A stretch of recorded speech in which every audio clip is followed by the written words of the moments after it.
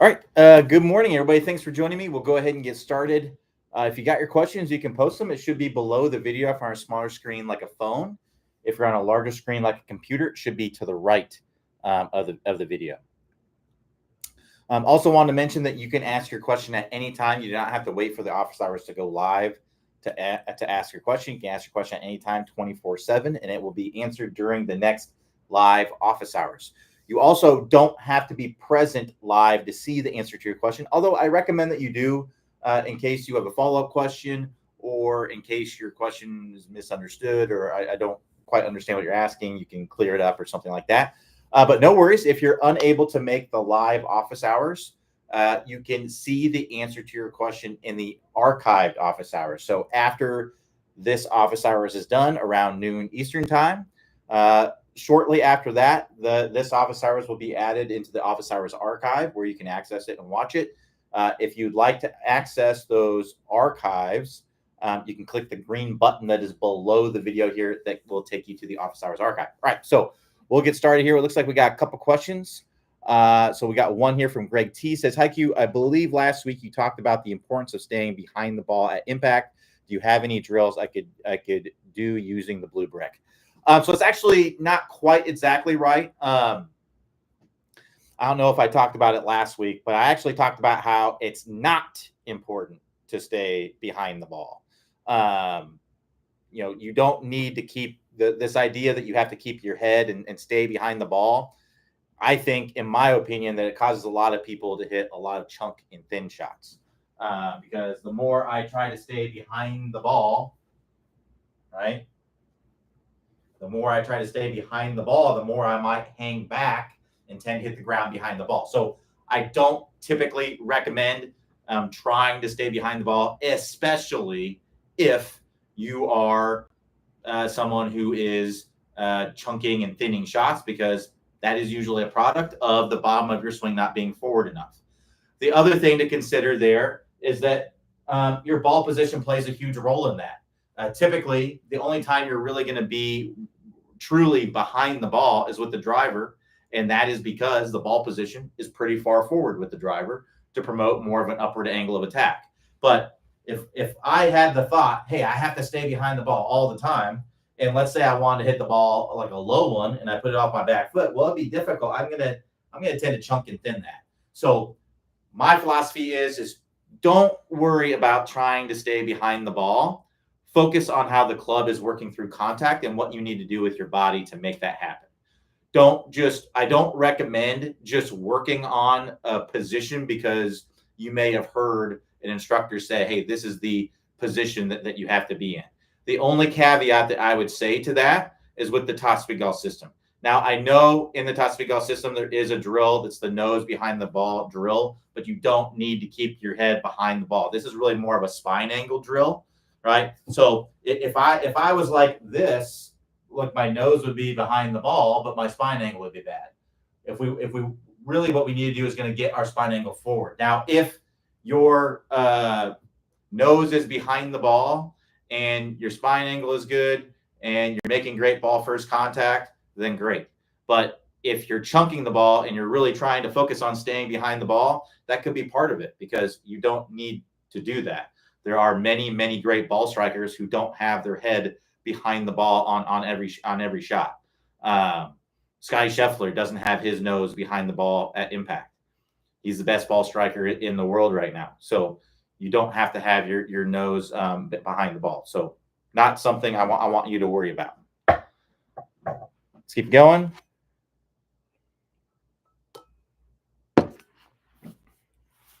In fact, there are actually some shots, like a chip shot.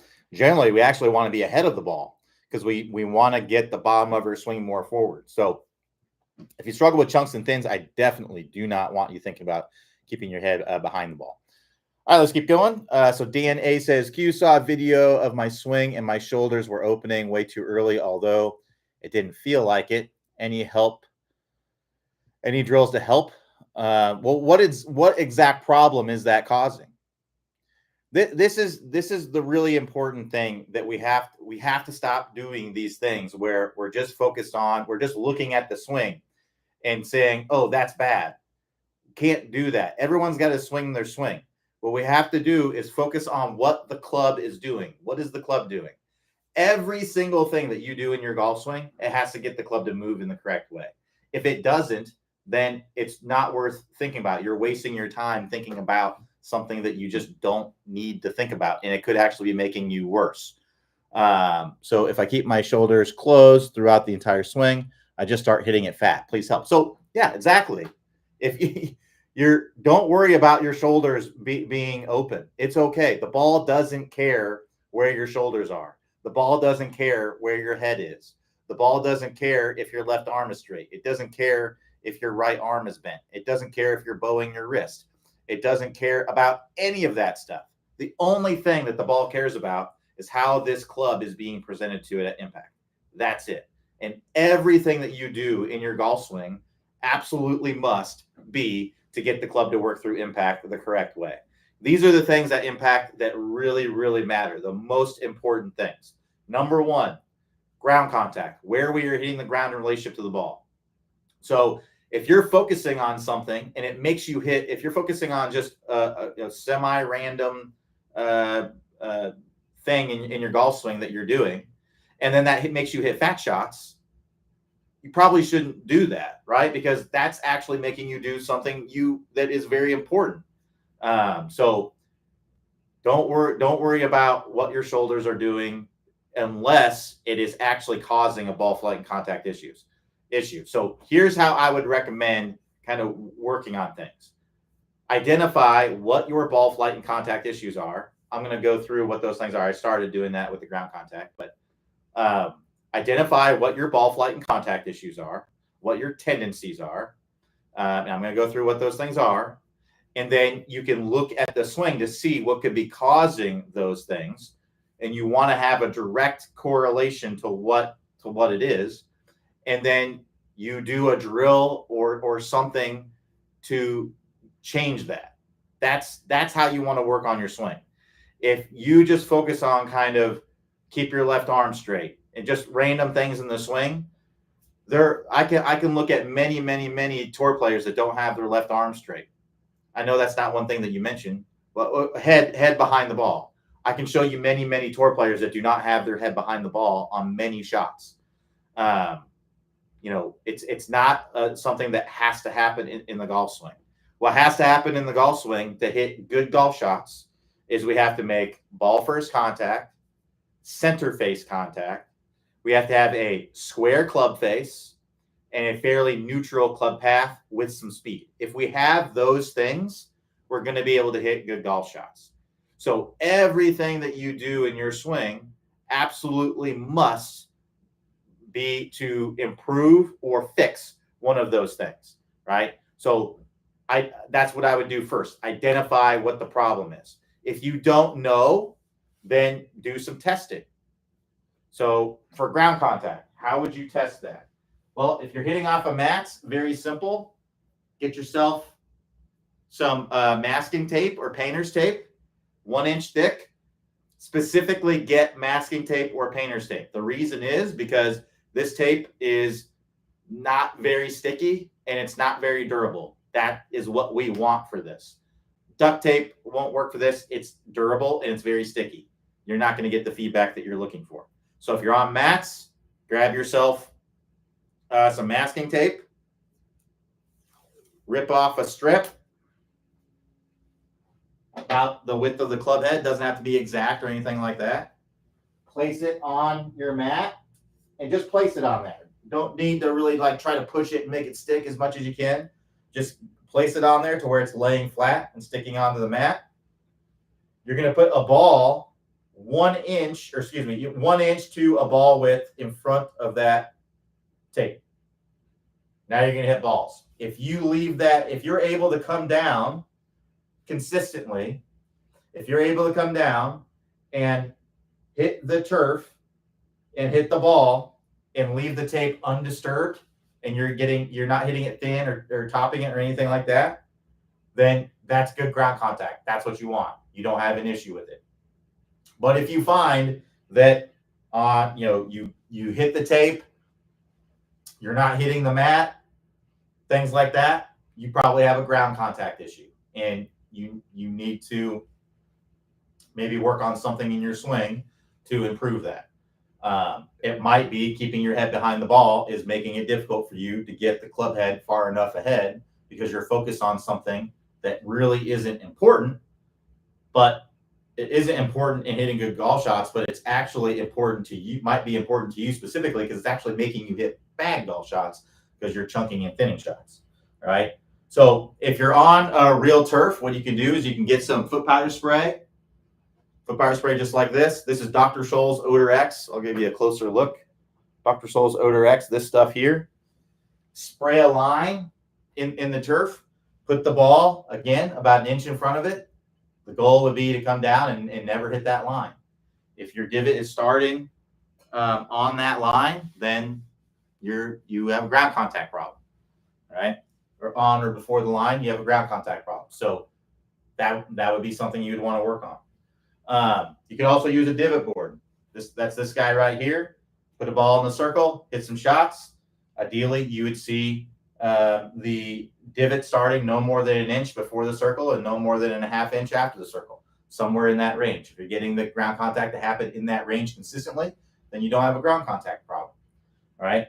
Not that you should never work on it, but it may not be up there as the things, something that you need to work on all the time, right? So that's for ground contact. Now strike location. Get yourself some foot powder spray. This stuff right here, again, Dr. Scholl's Odor X. Spray it on the club face. It's going to put a white film powder on the face. Hit some shots. See where you're striking it on the face. If you're consistently hitting it, bang, in the middle of the face every time, then you don't have a strike location problem. Again, that doesn't mean you should never train it. Just means it may not be the highest thing up there that you need to work on. But if you're seeing the strikes are all over the place or they're favoring some part of the face, then it's probably something you need to work on. So that's for contact. That's making solid contact, right? Now let's talk about ball flight. Once you're making solid contact, when you hit the ball in the middle of the face, what does the ball do? When you try to hit the ball dead straight, what happens, right? So when you try to hit the ball dead straight, it's a big slice or a hook or a push or something like that, then that's probably something that you need to work on, assuming you're hitting the ball solidly. Because if you're not hitting the ball in the middle of the face, that can have a role in the ball flight. Because when I hit the ball on the heel, for a right-handed golfer, that ball's going to start more to the left than it normally would. Then it's going to tend to fade more or draw less. So you could hit a ball with a perfectly square club face and perfectly neutral path, hit it off the heel, and it won't be a straight ball flight, right? It's going to start more to the left, and it's going to fade typically. So on center face strikes, what is your ball flight like when you're trying to hit it dead straight? So if you're pulling it, then you're probably coming down steep. If you're hitting a big slice, you're probably coming down steep with an open face. The face is definitely open, but you could be coming down steep as well. If you're hooking it, the face is too closed. Assuming you're hitting in the middle of the face, by the way, remember, this only is if you're hitting in the middle of the face. So look at what your ball flight is. Are you hitting the ball as far as you want to? Let's say you're hitting it solidly and hitting it straight, and the ball is not going very far. Well, that's a speed thing. You need to gain more speed. That's as simple as it gets. You don't have to getting better at golf. I find that a lot of people really overcomplicate it. It's really as simple as identifying what the problems are with those things that I mentioned, because those are the only things that need to happen in order to hit good golf shots. So once you've identified what the problem is, then you could look at the swing and be like, okay, well, what am I doing in my swing to cause that? The first thing I would look at is the top speed golf system, because the top speed golf system plays a role in a lot of those things, right? Stable fluid spine, that plays a role in where you're hitting the ground. If I'm too far angled away, I'm going to tend to hit the ground too forward. If I'm too far leaning forward, I'm going to tend to hit it too far in front. If my spine's moving all over the place, I'm going to be moving. I'm typically going to be reacting to that. So, for example, let's say I go up to the top of the swing and I lean my body toward the target. Well, a lot of times because the alarm bells will go off in our head, and then we'll tend to fall back to get back into a position. And that's going to make it difficult to make good ground contact, right? If I'm not getting a good weight shift forward, that could be poor ground contact. If I'm just kind of go through the things that typically lead to poor ground contact. So these are the things that I would look at. Typically these are the things that I see, in students. So one would be poor setup with ball position. A lot of times, especially with the longer clubs, I see golfers struggle with chunks and thins, and the reason is because we have been told, hey, we got to really push the ball position forward for as the club gets longer.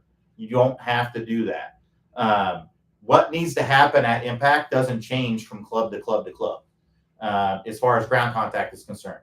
With every single club that you're hitting off the ground, you have to make ball first contact. So if your ball position gets progressively more forward, so let's say you play your wedge right here and then you play your 5-iron up here. Well, the same thing needs to happen I still need to make good ground contact with that 5-iron. Now, I'm not saying you can't play the ball a little bit more forward with those clubs. And the reason why you see players tend to do that is to get more height, a little bit more height on the shots. But again, we still need to have a descending blow of the club down into the ball. So, if putting the ball more forward leads to you making very poor contact, then or hitting it thin, because if you put the ball forward and then it just causes you to hit it thin, if you're putting the ball forward to hit it higher and then you hit it thin, it's kind of defeating the purpose, right? Because when you hit the ball thin, the ball is going to come out lower, because when you hit it lower on the face twists down and it causes a lower loft, right? And also, if you really hit it thin and hit it blade, you're not really hitting it with the loft of the club face, you're hitting it with the leading edge. And the leading edge, various parts of it will have different lofts. Will have less loft than the face, right? So that's a big reason why it will fly lower. So that's a big part of it.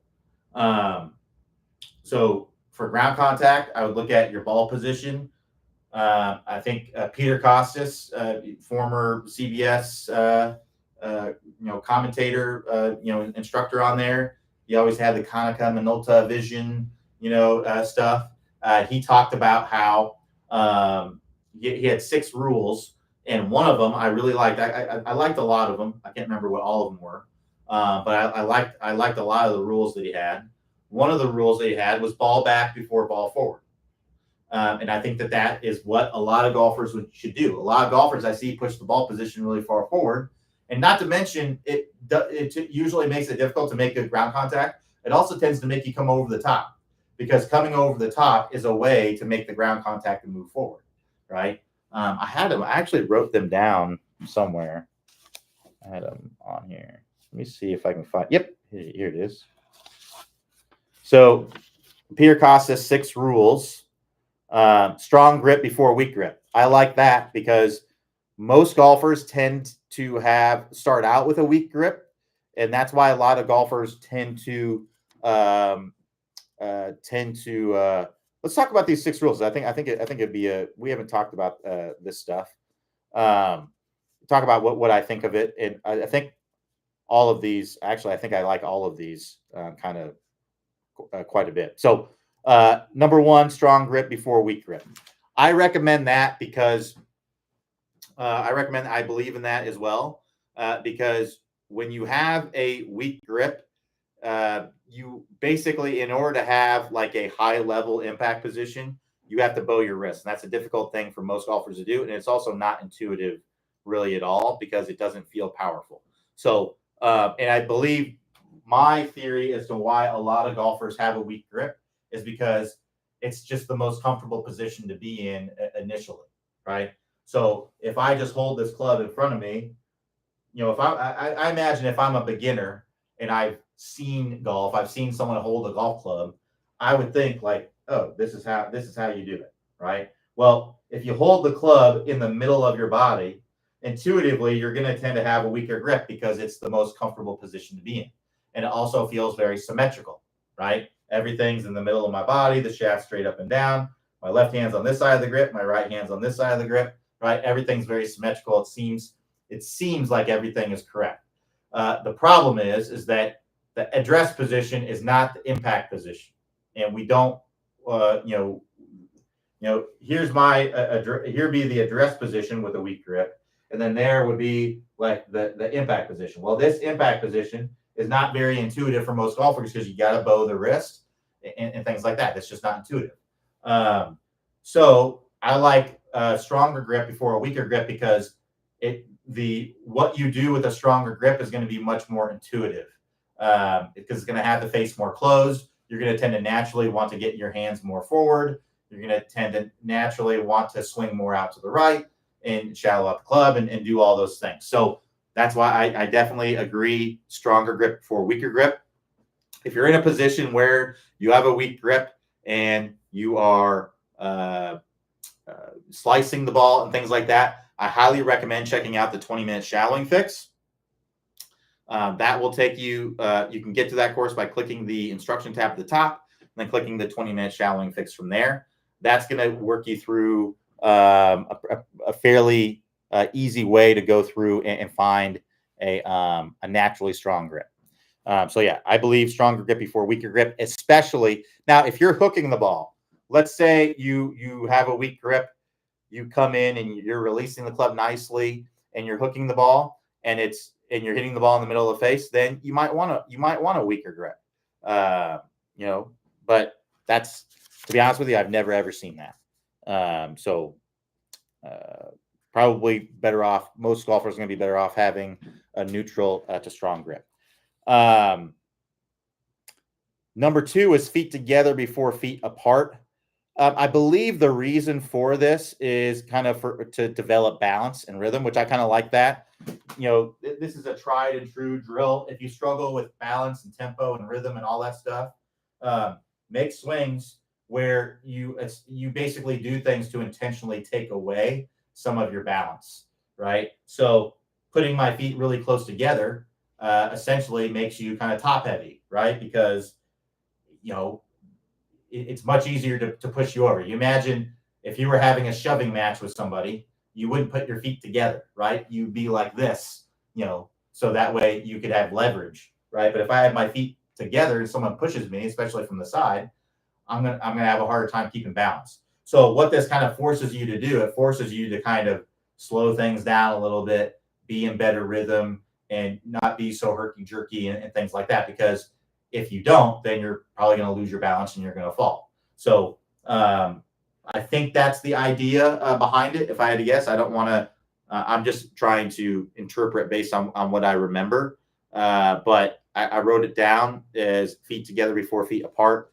To me, that'd be more of a short-lived thing. That's not something you're necessarily taking to the golf course. Like, I'm not saying go out on the golf course and do this, but I do like it in the sense of helping you develop some good rhythm and tempo, because that's very important.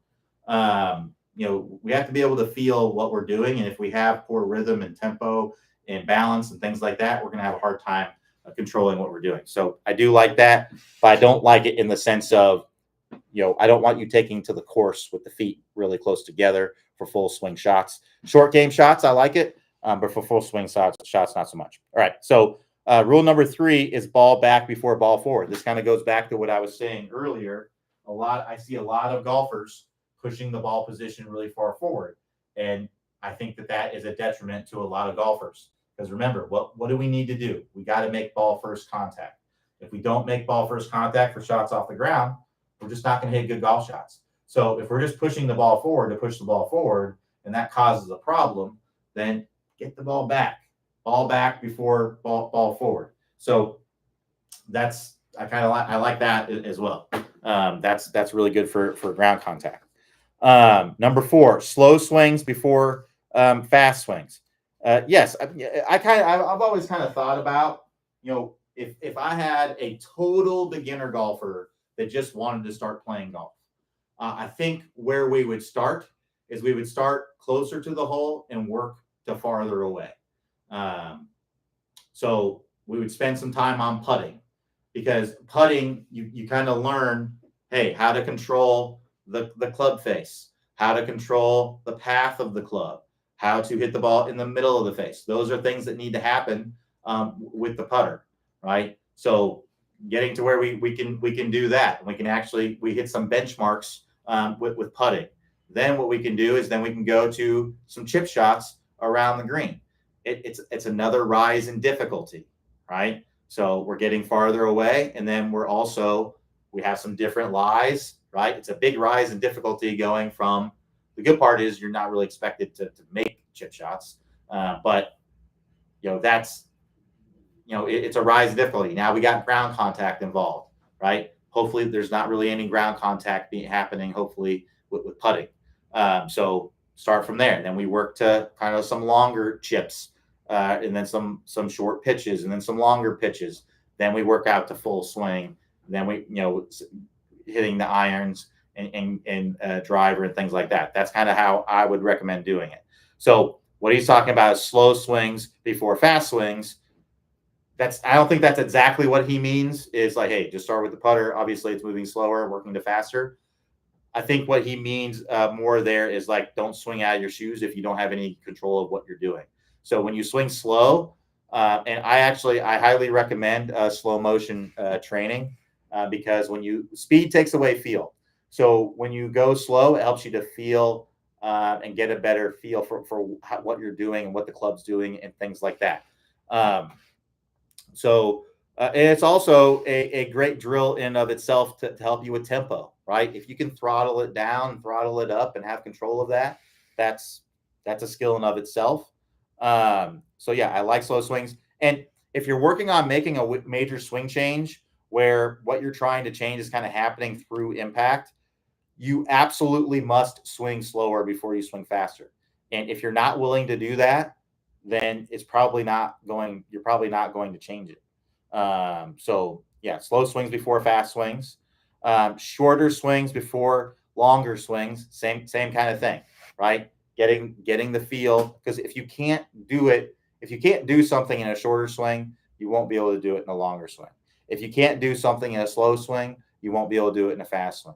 If you can't do something with a training aid, you won't be able to do it without it, right? If you can't do it without a ball, then you won't be able to do it with a ball, right? These are all forms of regression that you need to take when you're trying to change your swing. I didn't really understand this one. Lead heel up before lead heel down. I think what he's talking about is maybe in the backswing, getting the heel off the ground to allow you to turn a little bit more, maybe.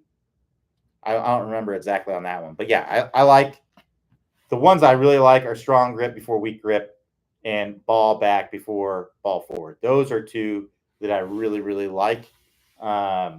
And that I think a lot of people should abide by. All right, let's get some more questions. We got about 30 minutes left. But just kind of going back to what I was talking about, ground contact. We can use tape. We can use foot powder spray. You can use a divot board. See where you're hitting it. This is a absolute key fundamental in the swing. And really, when you look at this, you break it down into branches, right? So you have ground contact. So if you have ground contact, now you're looking at, okay, how is my ability? You have to test it. You have to have some sort of feedback of some sort. Divot board, foot powder spray, tape. These are all forms of feedback. I also like this guy. This is the Speed Trap. You may not recognize it because it doesn't have the bumpers on it, but basically like this, it's just some plexiglass. You can throw this down on a mat, and you would put the ball about club head-ish in front of it, three or 4 inches in front of it, and it'll give you audible feedback. If I hit the ground too soon, I'm going to hear it. If I hit the ground in the right spot, I hit the ball. Here we go. I just get the sound of the club working down. So that's all that really needs to happen there. So this is great. I think this is on the resources tab as well, if you want to check it out. So ground contact's great with that, but we have to have feedback. Don't be afraid to use feedback. I find that a lot of people, they don't want to use feedback because they don't want to know. Well, I get that, but we have to use feedback so that we can know, so we know what we need to work on. There's no magic pills that are going to make you better. If you focus on the right things, it may seem boring, but I find that a lot of people are trying to have this cookie cutter swing, and they're expecting to have, with this cookie cutter swing, that it's going to lead to the promised land, but it really doesn't. I'm of the belief that you have to swing your swing. The reason why you need to swing your swing, now obviously you need to swing your swing within some constraints, right? If you can swing your swing and you can get those things that happen that I just mentioned, so ball first, center face contact, square club face, neutral path with some speed. If you can swing your swing and do all those things at the same time on a somewhat consistent basis, then keep doing that. There are so many golfers throughout history. For some reason, people seem to ignore it. It's happening right now. Look at a lot of the top players. They have interesting golf swings, right? Like they do some interesting things. And a lot of those things are kind of nuanced to them. Scotty Scheffler, the feet moving around everywhere, right? He doesn't have a conventional golf swing that you look at and you just like, oh my goodness, look at what he does here. Look what he does here. Not like Adam Scott. People look at Adam Scott's swing. Adam Scott has a beautiful golf swing. You can't say a single darn thing bad about it, right? But not everyone's going to have a swing that looks like that. Some of it comes down to your flexibility level, your physical limitations. You may not be physically capable of doing what Scotty Scheffler does, what Rory McIlroy does, what anybody does, right? What any of the top players do. Rory's swing doesn't look like Scotty Scheffler's swing. It doesn't look like Bryson's swing. So it just proves that there's no one cookie cutter golf swing, right? There's no one thing, that there's not. It just doesn't exist. So you got to swing your swing and don't be so worried about what someone else does in their swing, because that might be something that they need to do in their swing. Scotty Scheffler was trying to get his swing to look like Bryson. Well, he wouldn't look like Scotty, and vice versa. Bryson wouldn't be able to. The reason why I typically recommend it is because it's what you do naturally. If you swing your swing, then you're doing what you do naturally. And if the only time I would change your swing is if and only if there is a ball flight and contact issue. If there isn't, then you keep improving your ability to control your ball flight and contact to a much tighter degree. And that's how you get better and better and better. Now you can make upgrades to your technique that could possibly make it a little bit easier for you to do that. But I find that a lot of people really want to change their swing, and it's to no fault of their own, but they really want to change their swing. But they don't realize what it actually takes to change a swing, certain things. Now, certain things are easy to change. An example would be turn. Typically, most people won't have a hard time improving their shoulder turn. And the reason for this, I believe, is because it's something that's happening. It's basically just an extension of what you're already doing, right? So if your swing is like this, right? Well, getting a bigger turn really isn't changing much. It's just, you're just lengthening what you're already doing. It's happening in the backswing where things are happening slower. And also you don't hit the ball with your backswing. So the farther you are away from contact, typically the easier it is to change things. So that's why I typically look at the setup first. If we can make an adjustment to the setup to make things a lot easier for you, or to clean something up, to make it to where a ball flight or contact issue goes away, I like doing that first because it's the easiest thing to change. So that'd always be the first thing that I would look like. If you're having a ball flight and or contact issue, I would look at your setup first to see if there's something you can do there. So for example, let's say you're chunking the ball, and let's say you look at your setup and that ball position is really far forward. Well, you can just move that ball position back, listen to Peter Kostis and put the ball back before you put it forward, put it way back and gradually move it forward until you find a happy medium. that helps you. And a lot of times with if you change your setup, you may react you may swing differently as well. So, if you're leaving the face open, a stronger grip. I know a lot of people don't want to hear that because I already strengthened my grip. Strengthen it more. A lot of people, come in and have an open face and slice it, and the grip is like this, and then they strengthen it, and it's like that. Well, there isn't much of a difference there. Yeah, it's a little stronger, but it's not. That's not you. I would get over strengthening. I would get it super strong to where you're going to hook the ball and then tone it down.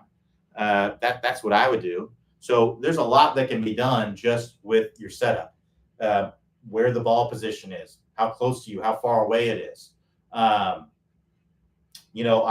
was struggling with heel strikes fairly recently, and I've been working on it.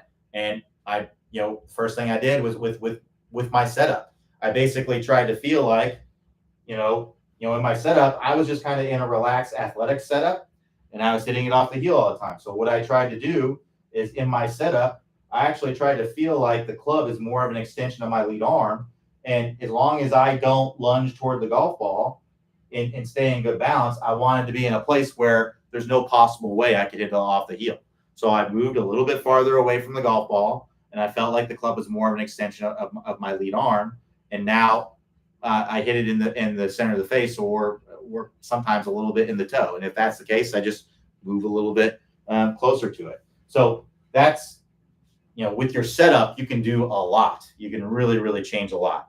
Now, you can't just change your setup and then make a terrible golf swing, right? But with the setup, that it kind of starts with that. So that's why a lot of times I really look at the setup.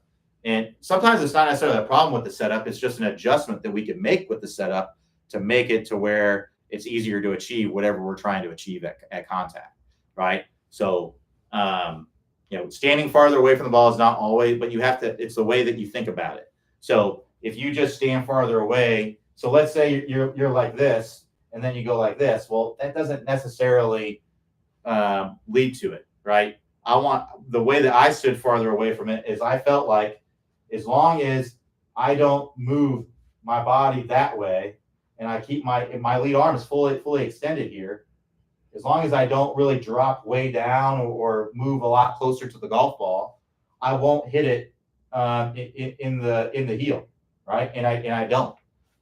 So it's basically all but fixed it.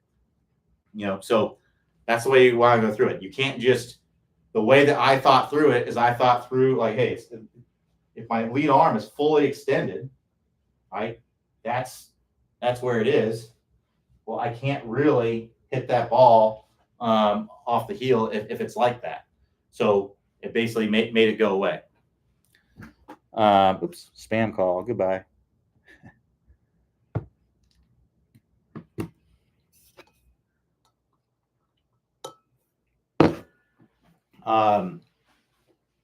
So yeah, definitely look at the setup. And then I look at the backswing as well. If there's something we can do in the backswing, it's typically easier to change things in the backswing. The most difficult things to change in the swing are things that are happening through impact. So a lot of people are really trying to stay in their posture because they stand up out of their posture when they're coming through contact. And I'm not saying that is not a good thing to work on, but it's a very difficult thing to change in the swing because it's happening through the fastest part of the swing. So here's how I would always frame this. So first of all, you can hit great golf shots coming out of your posture. Scotty Scheffler comes out of his posture. Go look on YouTube and look at his swing on video, and you will see when he comes through contact, his head is moving up and away from the golf ball.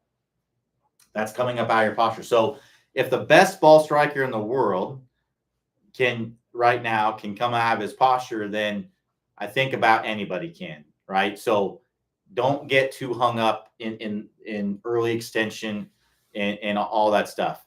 Yes, could things improve if you improve that? Yes, but you got to think about it this way. All of those things are really difficult things to change. And here's how you'd want to look at it. I always come up with the typing analogy because I think it's something that everyone can relate to. because I think pretty much everybody knows how to type. So with typing, let's assume that you know how to type proficiently on your standard keyboard. So now imagine I take that keyboard and I just scramble up every single letter. Not a single letter is in the same spot. And then I hand it back to you. So now you have to learn how to type on that keyboard. So what would you do to learn? If you just tried to type at full speed, what's going to happen? You're going to type all the wrong keys because you have a motor pattern where your brain knows how to type things, right? When you learn how to type, typically you start out, you're pointing and pecking, right? You're looking at the keyboard, and then your brain starts to kind of memorize and learn where all the keys are, right? And then you learn how to put your fingers on there properly. You learn that every finger kind of has a job and to hit certain letters and things like that. And you start to learn how to type. There was that sentence. I can't remember what that sentence is that you got to type over and over that kind of includes all the letters. Something about a fox or something. I can't remember what it was. But anyway, you learn how to type that sentence, and you get to where you the more you do it, the more reps you put in, the faster you get. Then you eventually get to where you don't have to look at the keyboard. You can just look at the screen, and then you eventually get to where you're not thinking in terms of individual keystrokes. You're thinking in terms of whole words and then whole sentences, right? And you're doing it very fast without much thought. You just think and your letters just do it. It's kind of amazing if you think about it, right? It's very amazing that you're able to kind of train and be able to do that. Well, that's what it's like to make a change in your golf swing. But the difference is you've already learned how to type, and now you have to learn how to type on this completely different keyboard. And you're going to have to fight the urge to go really fast, because when you go really fast, you're just going to do what your brain knows how to do, which is type on the standard keyboard. So you have to slow things down, break it down, go slow, and go through the same process. But the difference is you have your old habits of hitting the key where it used to be, and you have to kind of fight that. And that's the same thing when you're changing your golf swing. You have to fight the old habit, and the only way to fight it is to do it the correct way, by slowing down and doing it over and over and over and over again until it becomes autonomous, and then you make it go to where it's a little bit faster. You can eventually get to where you can type on this keyboard, but it takes time. There's actually a cool video if you want to go check it out. It's the backwards bicycle, I believe it's called. So basically, this guy built a bicycle that it's basically inverted. So when you turn the handlebars this way, the wheel turns that way, right? So when you turn the handlebars to the right, the handlebars to the right, the tire turns to the left, and when you turn the handlebars to the left, the tire turns to the right. So it's inverted. So you learn how to ride a normal bicycle and to keep balance, like you turn the wheel and things like that. Well, if you were to do that on this backwards bicycle, you'd be turning the wheel the wrong way. They would actually make you fall further off balance. So you'd have to learn how to do that. And over time, you can learn how to do this, but it takes time. You have to, that's what it's like to change something going on really fast in your golf swing, right? So that's what it's like to change posture. That's what it's like to change to get more shaft lean at impact. That's what it's like. And a lot of people don't realize that. So you got to realize that is what it's going to take. So think about how long it's going to take you to do that. It's going to take you some time. And honestly, if you don't have enough time, and you're not really able to practice it every single day, even if it's just for like 15 minutes, then it's going to take you a really, really long time. And also the difference is that you want to go play golf, right? So it just makes it very, very difficult. So that's why I tend to try to steer students away from working on that kind of stuff, because the return on investment is so low. And also a lot of people don't realize how long it's going to take to change that. It's kind of like the six-pack ab thing, right? Everyone wants six-pack abs. I mean, most people, right? Most people really want to be fit, skinny, six pack abs, and all that stuff. But a lot of people don't realize what it takes for that to happen. People who have six pack abs generally, are live a lifestyle that lends to that, right? And you would have to make a lot of sacrifices, a lot of changes to make that happen. It's the same thing in the golf swing, right? If you want to have six pack abs, you probably got to you got to start eating a lot differently. You can't eat pizza, you can't eat ice cream, you just can't really do any of that stuff. Not obviously in moderation, you could probably get away with it, but it's just going to make it more difficult if you do. So it's the same thing in the golf swing, right? You're going to have to make sacrifices to get there. And to be honest with you, it's not any fun either. And you're going to have to, if you're not really, really willing to slow down and regress things to where you can physically do them, then you're just never, ever going to do it. So you have to have the mindset, hey, I'm going to regress. I'm going to go really slow. I'm going to go 50, 25, 10% swings if I have to. I'm going to get to where I can do that, and I'll build it up gradually and slowly over time, putting reps in. And if you put your head down and you really focus and you practice every day, you go 30 minutes to an hour every single day, you can certainly get it done. But if you're not willing to do that, and if you're not willing to regress and go slow and things like that, you're not going to change it. So that's where I look at return on investment. You think about it, like in a couple months, you could probably get to where you want to be. Now, keep in mind as well that you're probably not done. You're probably going to have to periodically drill it and work on it to maintain where you're at, because your body probably doesn't naturally want to do that motion. So all things to consider there. All right, we got a question here. What do you recommend as a warm-up routine before playing around? So yeah, I can take you kind of through. A lot of it depends on how much time you have. If you have an hour, there's a difference between what you would do in an hour versus or an hour and a half versus what you would do in 15 minutes, right? But I can kind of tell you what I like to do.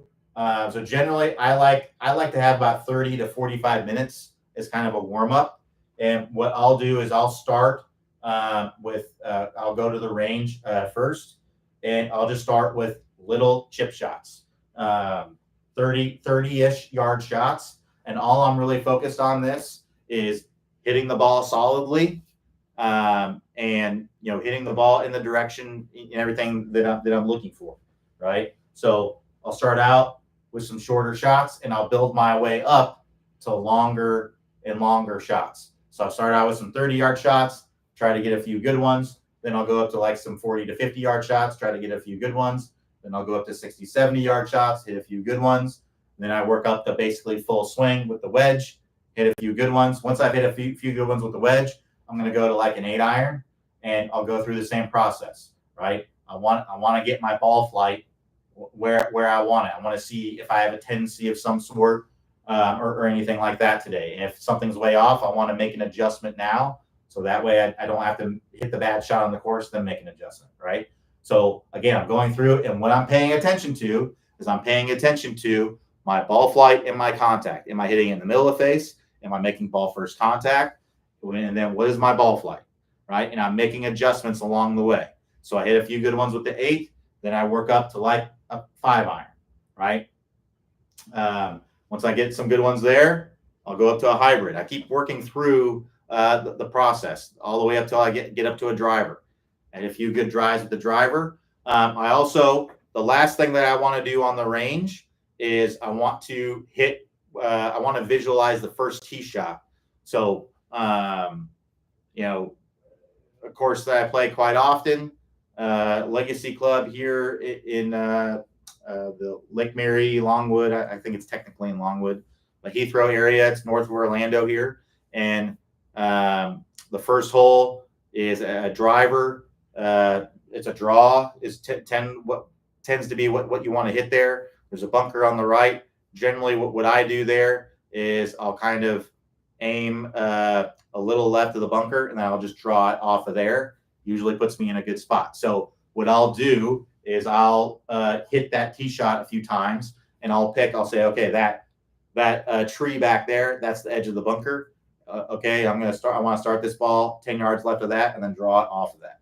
Right. So I'll hit that shot a few times. So that way I've already hit the shot. I already know what it looks like in my mind. And that way, when I get on the first tee, I can already see the shot and I'm just teeing it up and doing it. Right. So I have actually found that helps a lot. That really helped a lot with, if you have first tee jitters or anything like that. I definitely recommend with your last few shots on the range to do that. Hit it a few times in a row. So that's going to be, that's about, 15. Again, you can spend 15 to 30 minutes. It's just a matter of the more time you have, you might want to get a few more good ones in a row. If you're pressed on time, it might be, okay, I hit a couple good 8 irons. Now I'm going to go to my 5 iron. I hit a couple good 5 irons. I'm going to go to like a hybrid or a fairway wood. Then I'm going to go driver. Once I get a good driver, I'm going to start visualizing that first shot. Maybe I get just one good one if I just have time for that, and then I go on.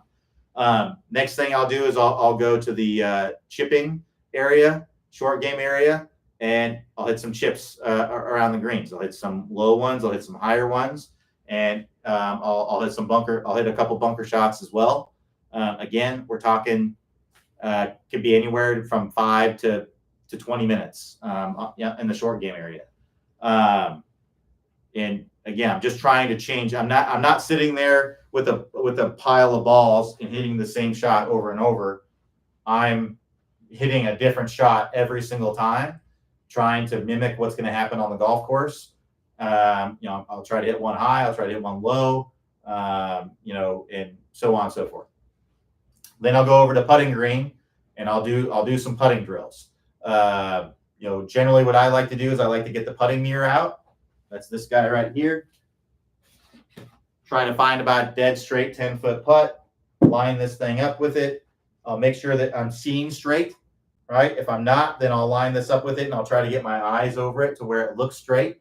And then I'm just going to roll some shots. And finding a dead straight putt, you're already starting to read greens, right? So with putting, it comes down to line, speed, and read. That's what it comes down to. So everything that you kind of do, you want to be thinking about that. Am I hitting on the right line? Am I hitting at the right line at the right speed? And did I read it correctly? So when I go out 10-foot putt, I'm just going to try to find a dead straight 10-foot putt. That's what you do when you read greens. You always try to find the dead straight putt. So once I found that, like I said, I'll try to line up the putting mirror with it. So I'll get my putter, I'll get behind it and move it around until it looks straight, and then I'll get behind it and make sure that it's straight. If it is, then I'm just going to start trying to roll some and see if I'm actually putting straight. And if it's not straight, then I will actually put it to where it's lined up with it, and then I'll get my eyes over it to where it looks like it's lined up with it. And then I'll hit the putts from there. You can do a gate drill. Sometimes I do that where I'll put a tee on each side and get the putter to work through it. I'll also put a gate for the ball. You can take 2 tees and make a gate just a little bit wider than the ball in line with the target, roll it through there. I'll do the ladder drill sometimes. I typically won't do that unless I have more time. If I only have, let's say I only have like 10 minutes, right? Once I'm on the putting green, I only have 10 minutes till I need to tee off. I'll do this for about 5 minutes. And then I'll do what I call the 3-ball drill for 5 minutes. So in that drill, what I do is I take 3 balls and I'm going to try to find a breaking putt somewhere in the 8 to 15 foot range. And with each putt, one putt I'm going to try to die in the hole. One putt I'm going to try to have perfect speed. Oh, excuse me. And then one putt I'm going to try to hit firm. And in doing that, that helps me to get a good feel for the greens. So I'll choose one, I'll do one, and then I'll go to another hole, and I'll do it again. I'll go to another hole and do that again. And then by that time, I'm ready to go. I've touched on everything. I've gone to the range, and I've gotten my my ball flight and my contact dialed in. I've also basically already hit my first tee shot on the driving range. Then I've gone to the chipping area and I've hit chips from different angles, different heights, different kind of shots. I've hit them from all over the place. I hit a few out of the bunker to get a good feel for the sand. Then I went to the putting green and I got myself lined up. I made sure that what I'm kind of seeing is straight, and then I got a feel for the speed of the greens, the break of the greens, and reading the greens by doing the 3-ball drill. So that's how I do it. But again, it's to each their own. You might go out there and find some other things that you find that help you to prepare better. Everyone has different tendencies. So if you have some sort of tendency to do something, you might want to do a drill that kind of gets you in a good spot before you go out, right? So for example, let's say you have a tendency to chunk the ball. Well, you might want to do a couple step drills out on the range, and things like that. Let's say you really struggle with the longer putts, lag putting, right? You really struggle with that. Well, you might want to spend some of your putting time. That's not something I struggle with. I don't practice it very often because I just found that I could practice it a ton and it really won't make any difference. So I don't hardly practice lag putting. I mainly just practice putting, 20 feet and in. So 20 feet and beyond, I really don't practice it that much because I haven't found that it helps. It's not a good use of time for me. But if you really struggle from outside 20 feet, like you're 3-putting a lot of those, some of it may be your mentality. So let's talk about that real quickly. When you are outside of 20 feet, your goal on the putt should be to get it within 3 feet of the hole. It's not to make it. If you have the goal is to make it, and to have this mentality that I'm never going to leave a putt short, because 100% of the putts that you leave short, you miss. That is true, but that's not the mentality that you want to have, because if you have a 30-footer and let's say you have a 6 feet dispersion in the distance that you're putting it, well, if you have the mentality that you're never ever going to leave it short, well, then you're going to have a lot of long comebackers, right? And you're going to end up with a lot of three putts. Whereas if you have the idea like, hey, I'm going to try to die this ball in the hole and get it within that 3-foot circle. Well, if you get within that 3-foot circles, those are all basically almost guaranteed 2 putts.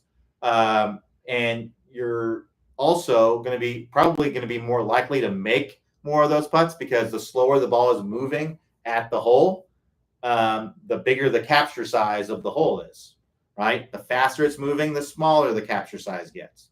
So what capture size is basically the size of the hole for the ball to go into. So the faster the ball is moving, that capture size gets smaller because it's moving faster. But if the ball is just barely creeping and then drops over the edge, basically the whole hole is the capture size of the hole, right? So you're probably going to end up making more putts as well, and you're going to have a lot less 3 putts. And overall, you're going to have a lot less putts on those. So that's the mentality I would make sure that you have on those.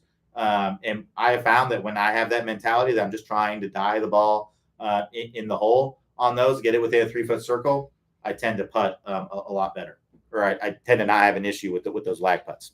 All right, we'll go ahead and wrap it up right there. Thanks, everybody, for joining me. We'll be back here tomorrow, Wednesday, 11 a.m. Eastern Time. Everybody have a great rest of your day. We'll talk to you next time.